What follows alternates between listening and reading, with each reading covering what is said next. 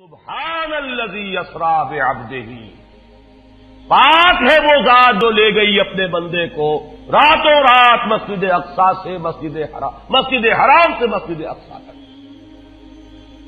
اگر یہ بات کسی انسان کی طرف منسوب ہوتی تو بات اور تھی، اگر یہ فعل حضور کی طرف منسوب ہوتا کہ حضور گئے تو بات اور تھی کہ میں آیا نہیں لایا گیا ہوں، حضور گئے نہیں لے جائے گئے ہیں، اور لے جانے والے وہ ذات ہے سبحان الذی اسری، وہ پاک ہے ہر عیب سے، ہر نقص سے، ہر ذوق سے، ہر کوتاہی سے، وہ منزہ ہے، اعلیٰ ہے، عرفہ ہے، بالا تر ہے، لہذا اس کی قدرت سے یہ ہرگز بعید نہیں کہ وہ اپنے بندے کو راتوں رات مسجد حرام سے مسجد اقصی اور پھر مسجد اقصی سے سدرۃ المنتہا تک لے جائے اور واپس لے آئے اور پھر مسجد حرام میں پہنچا دے۔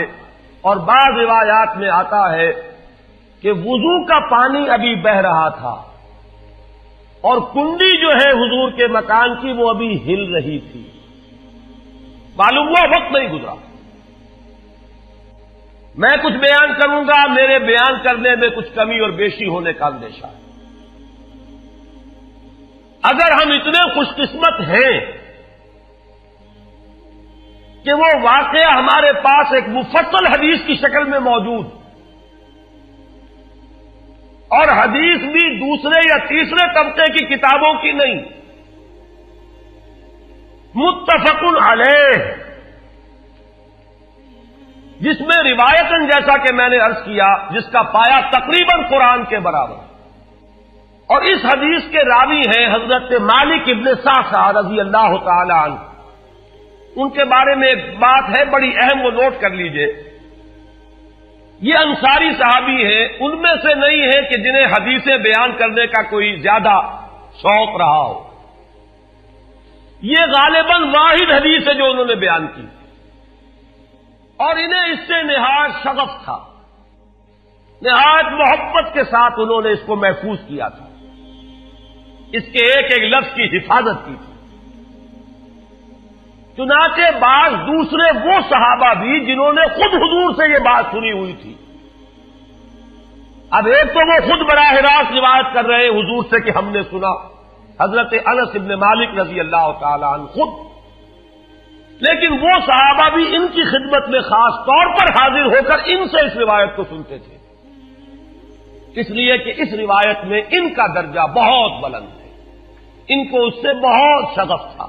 تو صحابہ جو براہ راست حضور سے سن چکے وہ بھی ان کے پاس جا کر خاص طور پر اس حدیث کو سنا کرتے تھے۔ چنانچہ یہ روایت جو متفق علیہ ہے، یہ امام بخاری جو اس کو لائے ہیں عن قتادہ عن انس بن مالک عن مالک بن صعصع رضی اللہ تعالی عنہم، حضرت انس بن مالک سے روایت موجود ہے مسلم شریف میں براہ راست ان سے، لیکن یہ اس روایت کو بیان کر رہے ہیں حضرت مالک ابن صعصع رضی اللہ تعالی عنہ کے حوالے سے۔ روایت کیا ہے؟ ان النبی صلی اللہ علیہ وسلم حدثہم عن لیلۃ اسری بہ۔ اب دیکھیے یہ مرفوع حدیث ہو گئی، حضرت صعصع بیان فرما رہے ہیں کہ نبی اکرم صلی اللہ علیہ وسلم نے خود ہمیں سنایا، وہ حالات و واقعات سنائے جو اس رات کو پیش آئے جس رات کے انہیں لے جایا گیا۔ قال بینما انا فی الحطیم وربما قال فی الفجر، حضور فرماتے ہیں کہ میں اسی اثنا میں کہ میں حتیم میں تھا، اور ایک دوسری روایت میں الفاظ حجر آئے ہیں وہ بھی کہتے ہیں اسی حصے کو، مضطجعا میں لیٹا ہوا تھا، اذ اتانی آتن کہ اچانک میرے پاس ایک آنے والا آیا۔ یہ آنے والے کون ہیں؟ حضرت جبرائیل، یہ بعد میں واضح ہو جائے گا۔ فَاشْتَقَّ مَا بَيْنَ هَٰذِهِ إِلَىٰ هَٰذِهِ، حضور نے اشارہ فرمایا، اس نے یہاں سے یہاں تک میرا سینہ چاک کیا، یعنی من طفرت نہر ہی الی شعرت ہی، یہ جو گڑھا ہے حلق کا گڑھا، یہاں سے لے کر تیرے ناک تک سینہ چاک کیا، فاستخرج قلبی، اور میرا دل نکالا، ثم اعطیت بطست من ذهب مملوء ایمانا فغسل قلبی، پھر ایک تشت لایا گیا سنہری جو ایمان سے مملوء تھا، بھرا ہوا تھا، تو پھر اس کے ذریعے سے میرے اس قلب کو، سینے کو دھویا گیا، ثم غسل ثم اعید وفی روایت، اس کے بعد اس کو لوٹا دیا گیا اور پھر وہ زخم بھی سی دیا گیا۔ ایک روایت میں آتا ہے ثم غسل البطن بماء زمزم ثم ملئ ایمانا وحکمتا، اسی طریقے سے پورے پیٹ کو بھی صاف کیا گیا مائع زمزم سے، اور اس میں بھی ایمان اور حکمت بھر دیے گئے۔ ثم اعطیت بدابۃ، پھر میرے پاس ایک چوپایا لایا گیا، دون البغل فوق الحمار، جو بغل یعنی خچر سے تو کچھ چھوٹا تھا، اور حمار یعنی گدھے سے کچھ بڑا تھا، اب یہ سفید تھا، یقال له البراق، جس کا نام براق ہے، وَيَدَعُ خَطْوَهُ عِنْدَ أَقْصَى طَرْفِهِ، اور اس کا ہر قدم اس کی حد نگاہ پر جا کر پڑتا تھا۔ فَعِلْتُ عَلَيْهِ، میں اس پر سوار ہوا، فَانْطَلَقَ بِي جبرائیل، اب یہاں نام آ گیا، وہ آنے والے کون تھے؟ پھر چلے میرے ساتھ حضرت جبرائیل، حتی اتی السماء الدنیا، یہاں تک کہ وہ آسمان دنیا تک پہنچ گئے، جو پہلا آسمان۔ اب یہاں دیکھیے وہ روایت میں جو زمینی سفر کا درمیانی حصہ ہے وہ رہ گیا، دوسری روایات سے ہم اس کو جوڑ کر جمع کریں کہ پہلا زمینی سفر ہے، مسجد اقصیٰ تک پہنچے ہیں، وہاں جا کر روایت میں آتا ہے میں نے وہی اپنے اس خچر کو باندھا، براق کو، جہاں انبیاء باندھا کرتے تھے، اور پھر وہاں میں نے نماز ادا کی، بہت سے لوگ جمع ہوئے، میں منتظر تھا کہ کون نماز پڑھائے گا، کہ جبرائیل نے میرا ہاتھ پکڑ کر مجھے آگے کیا، میں نے نماز پڑھائی، اور پھر جبرائیل نے مجھے بتایا کہ یہ تمام انبیاء تھے جو اس دنیا میں مبعوث ہوئے ہیں، اور آج آپ نے ان سب کی امامت کی۔ یہاں سے پھر شروع ہوا ہے وہ دوسرا سفر، لیکن جب پہلے آسمان تک پہنچے، فاستفتح، انہوں نے دستک دی، کھلوانا چاہا، قیل من ھذا، پوچھا گیا کون ہے؟ قال جبرائیل، انہوں نے جواب دیا جبرائیل۔ قیل ومن معک، پوچھا گیا کہ آپ کے ساتھ کون ہے؟ دیکھیے یہاں ذہن میں رکھیے گا، اس امکان کو کوئی شخص مسترد نہیں کر سکتا کہ ان ملائکہ کے علم میں ہو، لیکن پھر بھی پوچھ رہے ہیں، قانون قانون ہے، دروازے پر دستک دینی ہوگی، آئیڈینٹی ڈسکلوز کرنی ہوگی، چاہے علم میں ہو۔ جج جو ہے وہ اپنے علم کی بنیاد پر فیصلہ کبھی نہیں دے گا، وہ تو مقدمے کی سماعت ہوگی، شہادتوں کی بنیاد پر فیصلہ ہوگا۔ ذاتی علم کی بنیاد پر کرنا ہے تو وہ خود کسی اور عدالت میں اس مقدمے کو منتقل کرے اور وہاں گواہ کی حیثیت سے پیش ہو، تو قانون قانون ہے۔ پوچھا گیا آپ کے ساتھ کون ہے؟ قال محمد صلی اللہ علیہ وسلم۔ قیل وقد ارسل الیہ، پوچھا گیا کیا انہیں بلایا گیا ہے؟ قال نعم، انہوں نے فرمایا ہاں۔ قیل مرحبا بہ فنعم المجیء، جا ففتح فلما خلصت، اس کے بعد کہا گیا مرحبا ان کے لیے، تہنیت ہے، مبارکباد ہے، خوش آمدید ہے، کیا ہی اچھے ہیں وہ جو لائے گئے ہیں۔ پھر وہ سمائے دنیا جو ہے اس کا دروازہ کھولا گیا، میں اس میں داخل ہوا، فیضا فیہا آدم، میں نے دیکھا وہاں حضرت آدم تشریف فرما ہے۔ فقال ھذا ابوک، جبرائیل نے کہا یہ آپ کے جد امجد ہیں، فسلم علیہ، ان کو سلام کیجئے، فسلمت علیہ، میں نے انہیں سلام کہا، فرد السلام، انہوں نے سلام کا جواب دیا، ثم قال مرحبا بالابن الصالح والنبی الصالح، خوش آمدید ہے، مرحبا ہے صالح بیٹے اور صالح نبی پر۔ ثم صعد بی، پھر مجھے اور اٹھایا گیا، حتی اتی السماء الثانیۃ، یہاں تک کہ جبرائیل پہنچ گئے دوسرے آسمان تک۔ فاستفتح، پھر وہی سوال و جواب ہے، میں ترجمہ نہیں کروں گا۔ قیل من ھذا قال جبرائیل، قیل ومن معک قال محمد، قیل وقد ارسل الیہ قال نعم، قیل مرحبا بہ فنعم المجیء جاء ففتح فلما خلصت۔ جب یہ سارا اس کارروائی کے بعد داخل ہوئے ہیں دوسرے آسمان پر، فَإِذَا یحییٰ وعیسیٰ وَهُوَ ابْنَا خَالَةٍ، وہاں میں نے دیکھا کہ یحییٰ اور عیسیٰ ہیں اور یہ خالہ زاد بھائی ہیں۔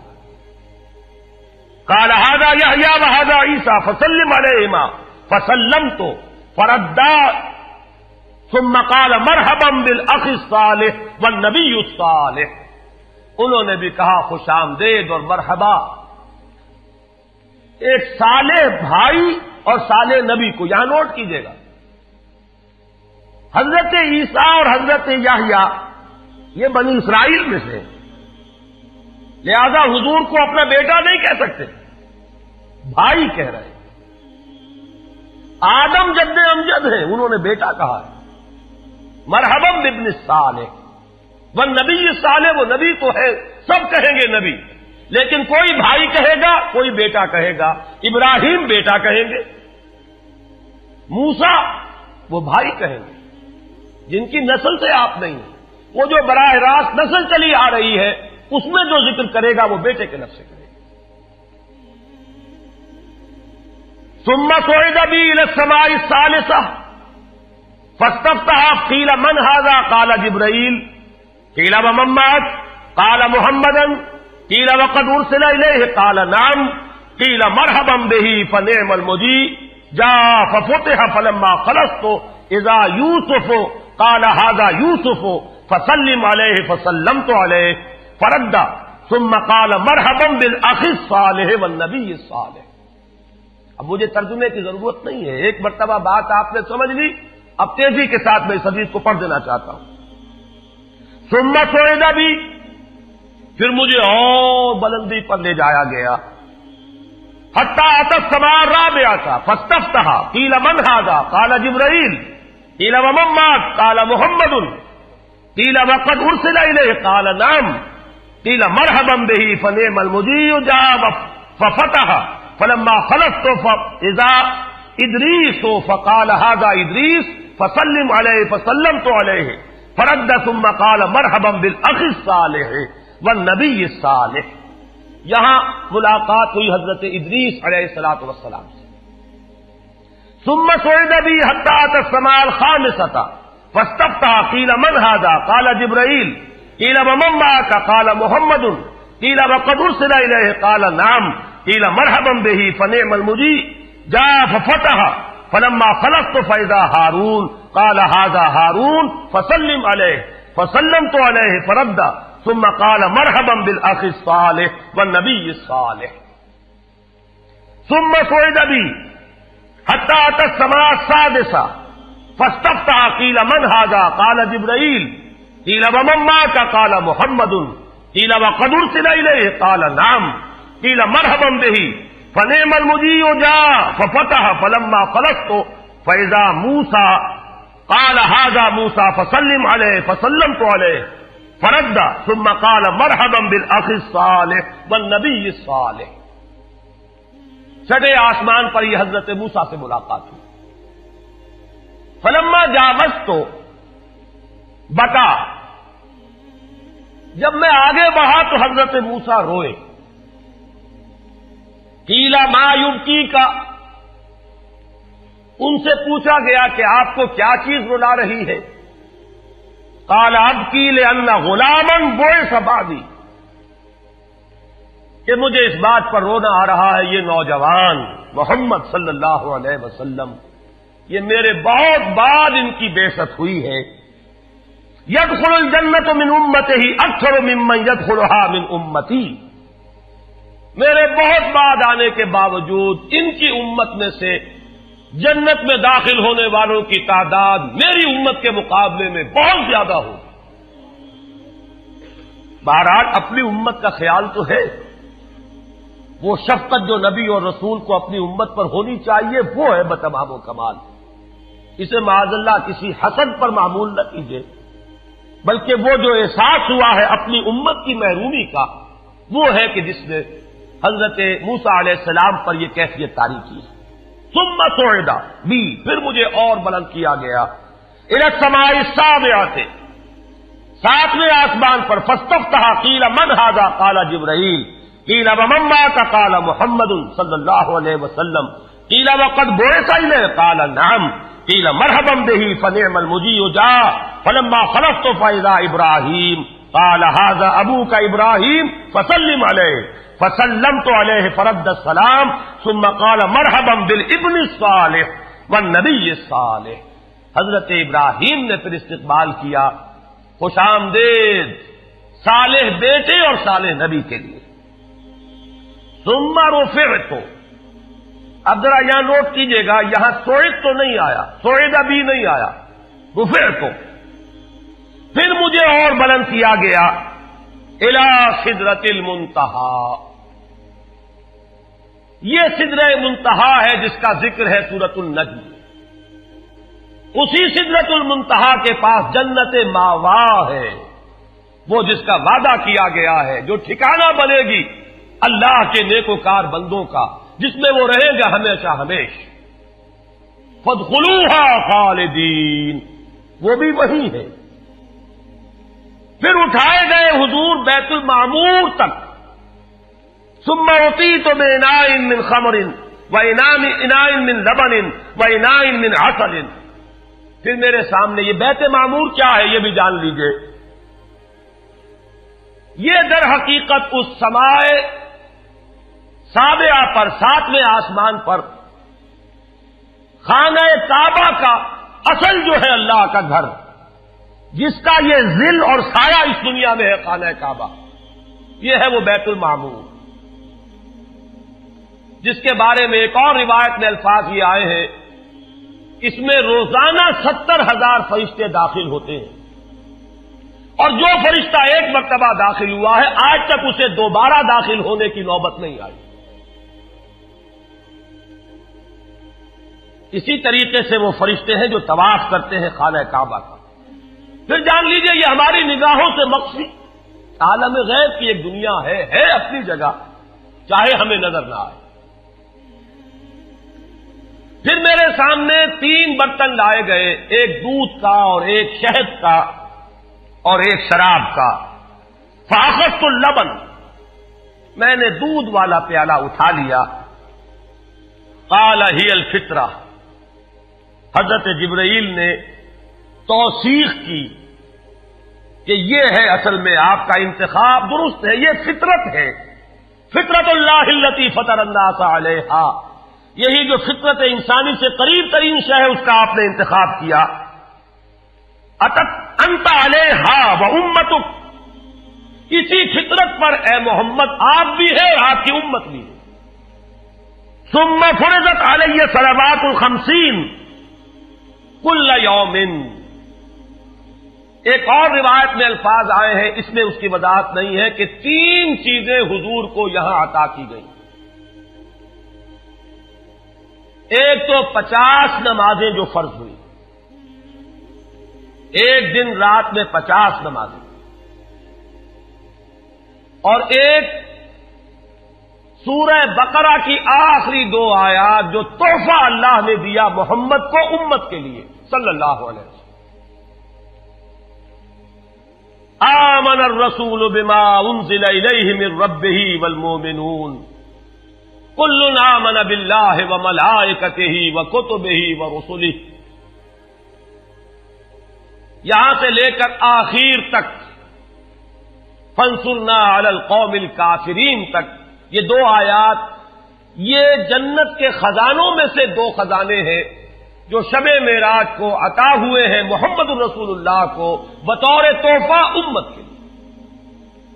اور تیسری بات یہ کہ اے نبی آپ کی امت کے لیے یہ خصوصی بات ہے کہ آپ کی امتیوں کے گناہ کبیرہ بھی بغیر توبہ کے معاف ہو سکیں گے. یہ خصوصی تحفے ہیں جو امت کے لیے لے کر آئے محمد صلی اللہ علیہ وسلم. 3 تحفے نماز جو اس معراج میں فرض ہو رہی ہے اور اسی کو حضور کہہ رہے ہیں الصلاۃ معراج المومنین. اہل ایمان کے لیے یہ بمنزلہ معراج ہے. اس میں پھر روایت میں تفصیل آ رہی ہے. واپس جب آئے ہیں حضرت موسیٰ سے ملاقات ہوئی اور انہوں نے یہ فرمایا کہ یہ 50 نمازیں بہت ہیں, مجھے تجربہ ہے, تمہاری امت اس کا تحمل نہ کر سکے گی, واپس جاؤ درخواست کرو کم کرواؤ. حضور گئے, 10 نمازیں اس میں معاف ہوئی, 40 ہوئی. پھر یہی بات ہوئی, پھر بھیجا حضرت موسیٰ نے, پھر 30 ہوئی, پھر 20 ہوئی, چوتھی مرتبہ پھر وہ 10 اور پھر 5 رہ گئیں. اس پر بھی حضرت موسیٰ نے یہ کہا اب بھی جاؤ, یہ بھی بھاری ہے.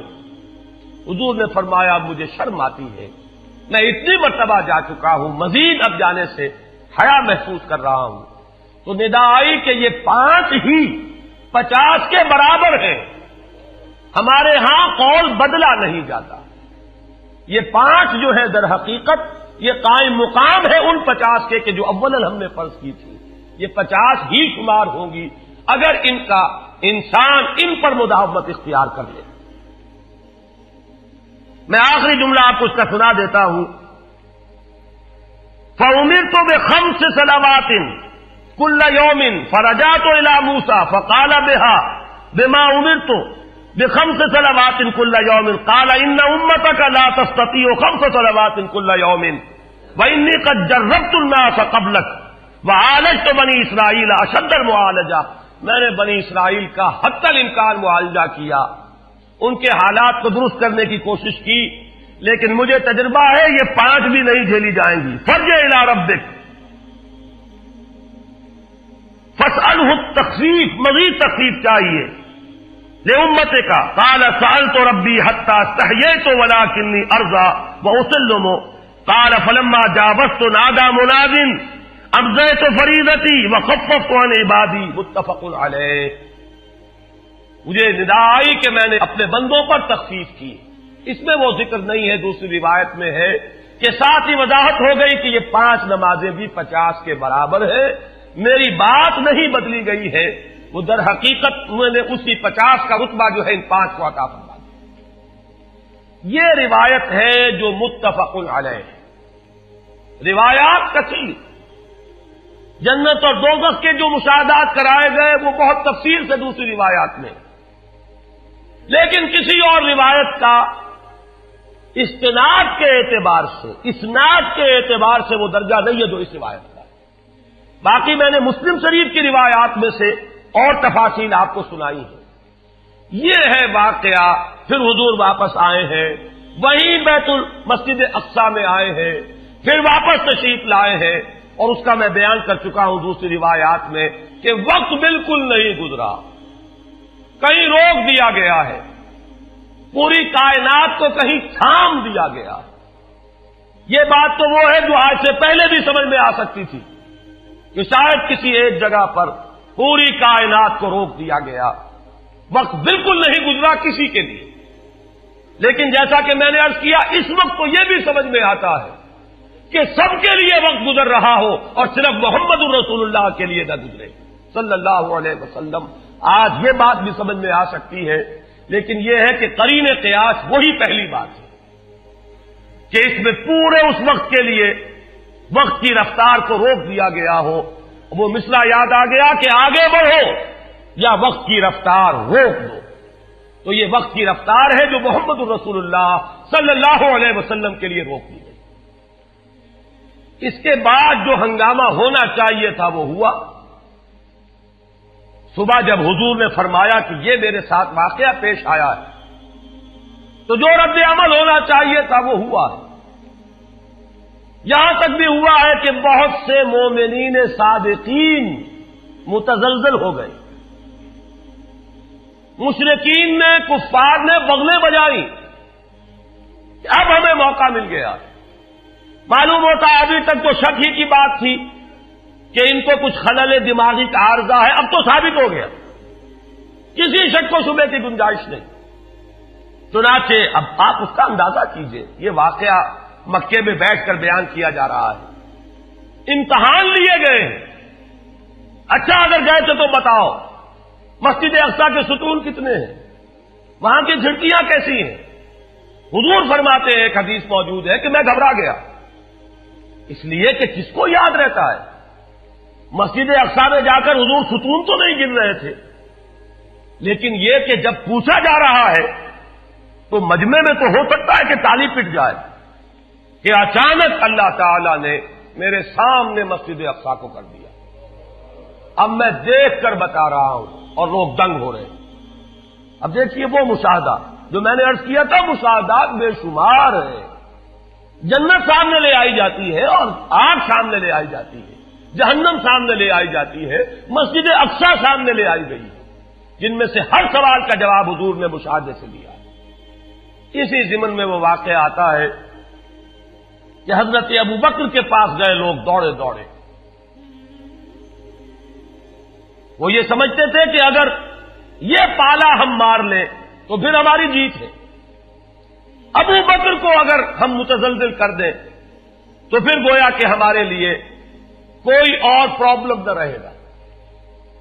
روایت میں آتا ہے حضرت ابو بکر نے بھی سن کر ایک دفعہ جھرجھری لی ہے, لیکن صرف ایک سوال کیا, کیا واقعی وہ یہ فرما رہے ہیں؟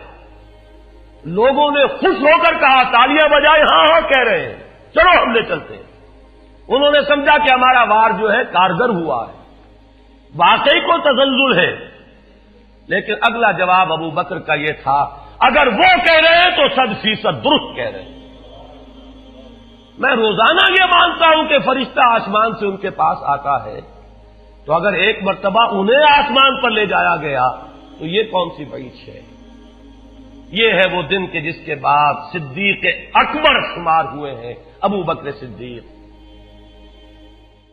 صلی اللہ